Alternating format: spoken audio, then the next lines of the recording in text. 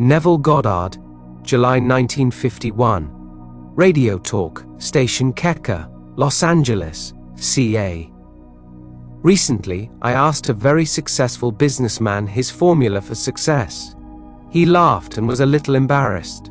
Then he replied, "I guess it's just because I can't conceive of failure. It's nothing that I think about much, it's more a feeling that I have." His statement coincided completely with my own beliefs and experiments.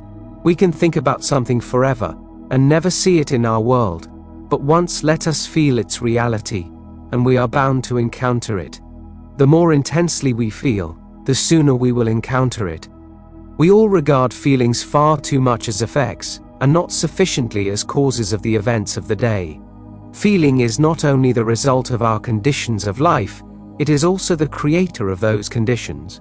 We say we are happy because we are well, not realizing that the process will work equally well in the reverse direction.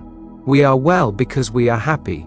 We are all far too undisciplined in our feelings. To be joyful for another is to bless ourselves as well as him. To be angry with another is to punish ourselves for his fault. The distressed mind stays at home, though the body travels to the ends of the earth, while the happy mind travels though the body remains at home. Feeling is the secret of successful prayer, for in prayer, we feel ourselves into the situation of the answered prayer, and then, we live and act upon that conviction. Feeling after him, as the Bible suggests, is a gradual unfolding of the soul's hidden capacities. Feeling yields in importance to no other. It is the ferment without which no creation is possible. All forms of creative imagination imply elements of feeling. All emotional dispositions, whatever may influence the creative imagination. Feeling after him has no finality. It is an acquisition, increasing in proportion to receptivity, which has not, and never will have finality. An idea which is only an idea produces nothing, and does nothing.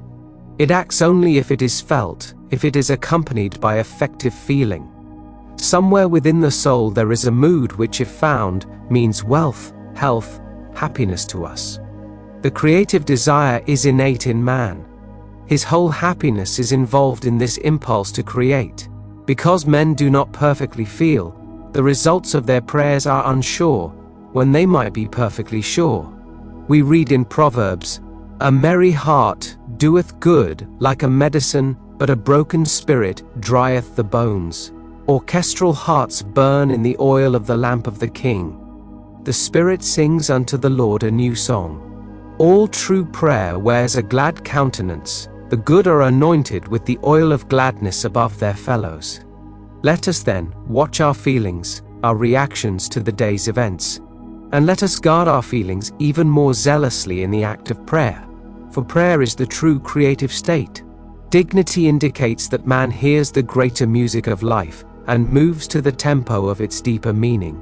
If we did nothing but imagine and feel the lovely, the world's reform would at once be accomplished. Many of the stories of the Bible deal exclusively with the power of imagination and feeling. Feeling after him is the cry of the truth seeker.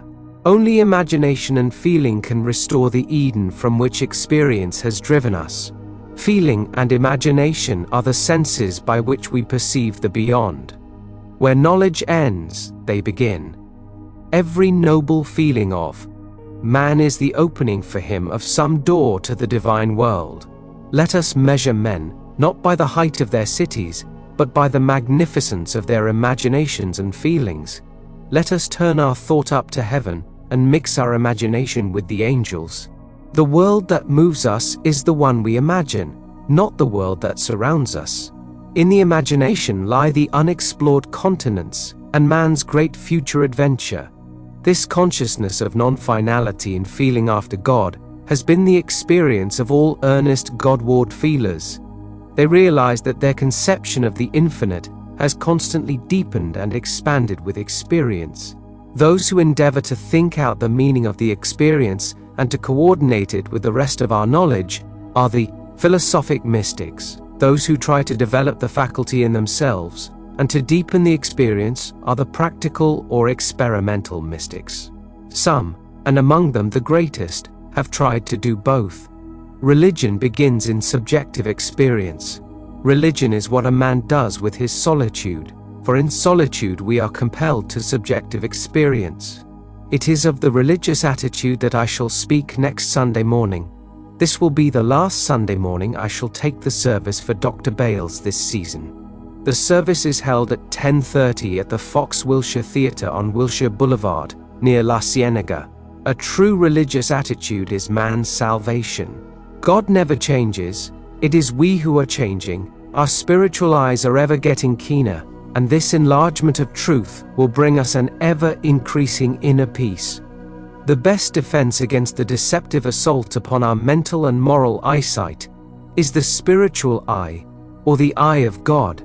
In other words, a spiritual ideal that cannot be changed by circumstance. A code of personal honor and integrity in ourselves, and goodwill and love to others. Not what thou art, nor what thou hast been beholdeth God with his merciful eyes, but that thou wouldst be. Through the veins of the humblest man on earth runs the royal blood of being. Therefore, let us look at man through the eyes of imaginative love, which is really seeing with the eye of God. Under the influence of the eye of God, the ideal rises up out of the actual, as water is etherealized by the sun into the imagery cloudland. Things altogether distant are present to the spiritual eye. The eye of God makes the future dream a present fact. Not 4 months to harvest. Look again. If we persist in this seeing, one day we will arise with the distance in our eyes, and all the staying stagnant nearby will suddenly be of no importance. We will brush it aside as we pass on to our far-seen objective. The man who really finds himself cannot do otherwise than let himself be guided by love. He is of too pure eyes to behold iniquity. Our ability to help others will be in proportion to our ability to control and help ourselves. The day a man achieves victory over himself, history will discover that to have been a victory over his enemy. The healing touch is in an attitude, and one day man will discover that one governs souls only with serenity. The mighty surrenders itself fully only to the most gentle. Recognizing the power of feeling, let us pay strict attention to our moods and attitudes. Every stage of man's progress is made through the exercise of his imagination and feeling. By creating an ideal within our mental sphere, we can feel ourselves into this ideal image till we become one and the same with it, absorbing its qualities into the very core of our being. The solitary or captive can, by the intensity of his imagination and feeling, effect myriads, so that he can act through many men and speak through many voices.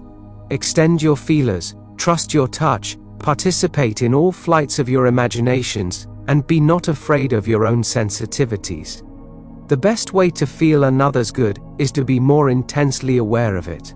Be like my friend and have more of a feeling for the health, the wealth, the happiness you desire. Ideas do not bless unless they descend from heaven and take flesh. Make results or accomplishments the crucial test of true imagination. As you observe these results, you will determine to fill your images with love, and to walk in a high and noble mood, for you will know with the poet, "That which ye sow ye reap. See yonder fields. The sesamum was sesamum, the corn was corn. The silence and the darkness knew. So is man's fate born." Remember to like and subscribe, and let the sound of the bell guide you back. Now let us go into the silence.